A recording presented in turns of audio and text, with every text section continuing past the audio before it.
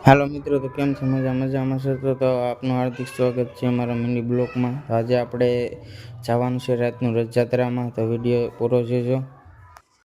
તો ફાઇનલી પૂગી ગયા છે રથયાત્રામાં. અત્યારે ગળદી બહુ છે એટલે જાય છે મંદિરે દર્શન કરીને પછી ફરવા જાય. ક્યાં ક્યાં જવાનું છે વિડીયો બધું આવીએ, પૂરો જોજો વિડીયો. તો આવી ગયા છે મંદિરે પૂગીને દર્શન કરીને પછી જાય ફરવા, સરખીને જોવા.